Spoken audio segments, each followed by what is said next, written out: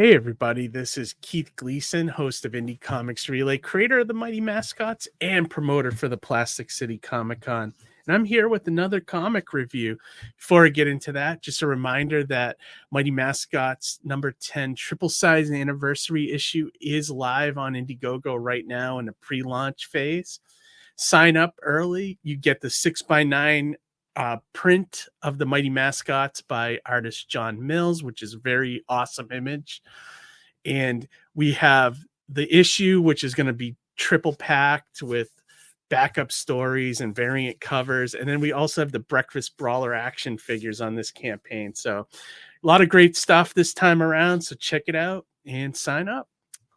All right, let's get back to this comic review. I was just saying in my last review last week that I hadn't done a lot of reviews lately, but now all of a sudden I got a couple in a row, which is nice. Today we're reviewing Paranoid Gardens #1. This is put out by Dark Horse Comics. This is written by Gerard Way and Sean Simon. Art is by Chris Weston. Colors are by Dave Stewart. Letters by Nate Picos of Blambot.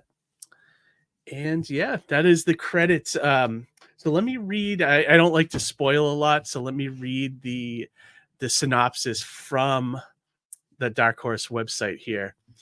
Writers Gerard Way, The Umbrella Academy, and Sean Simon, The Fabulous Killjoys, join forces with illustrator Chris Weston, The Filth, colorist Dave Stewart, Hellboy, and letterer Nate Picos, Black Hammer, to present an all-new surreal comic book experience that's Derek meets Doctor Who with memory loss. Lou is a nurse at the most bizarre care center around.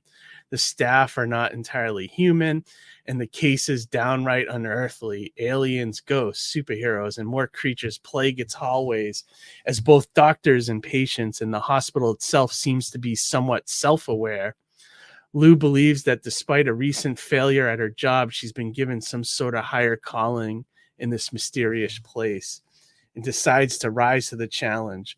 Along the way, she must fight her way through corrupt staff members, powerful theme park cults, and her own personal demons and trauma to meet this challenge and discover what secrets the gardens hold. So yeah, this is good. I love the first issue. I wasn't gonna get this one originally. I like Gerard Way, but I don't know why. This one just did not appeal to me. And then one day I was flipping through and I saw the die cut cover and I was flipping through the beautiful Chris Weston artwork. And I was like, let me give this one a shot. So I caved in and I bought it. Glad I did, though. It was great. I enjoyed it a lot. So yeah, without getting into the story, it's a lot like so Paranoid Gardens reminds me of a superhero, weird alien kind of thing, but it's also like if it was a retirement center / care, like hospital, I guess, because it was weird. They had like an emergency room, they called it the intake room, but most of it seemed like a retirement home for like superheroes and aliens and weird stuff. And the other thing I really liked about this book is there's a lot of multiple characters. Lou is the main character, which is a nurse or a caretaker of the facility. She has some kind of past and she can't remember it. So she has her memory's gone. And there's a thing that happens in the first issue. Someone recognizes her. So it's wild. So there's a bunch of other things on there. There's like a nurse that's kind of like a Nurse Ratched type, from One Flew Over the Cuckoo's Nest. And then there's also the other staff members. And then, of course, all the weirdo, residents of this care center. But yeah, no, I enjoyed the first issue a lot. They laid out a couple mysteries here, and it's 6 issues, I believe. So I'm in for the long haul, I think. I bought 2 and 3. Haven't looked at those yet, and then I'll probably grab 4, 5, and 6 when they come out.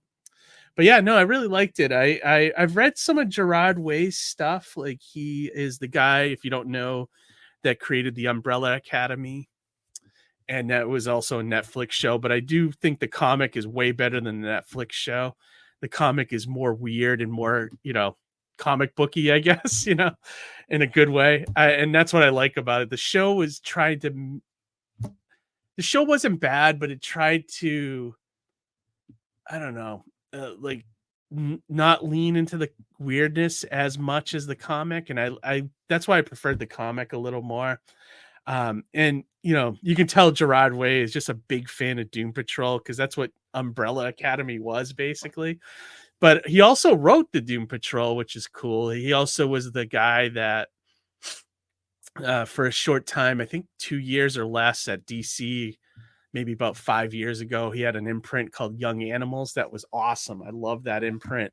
I loved every book that came out of there, some better than others. But it was also his way of trying to tap into that DC early Vertigo kind of feel, which before it became full-blown Vertigo, like the Alan Moore run a Swamp Thing or something like that, where it was kind of like they didn't have a name for it yet, but he was trying to tap into that kind of, and I love that.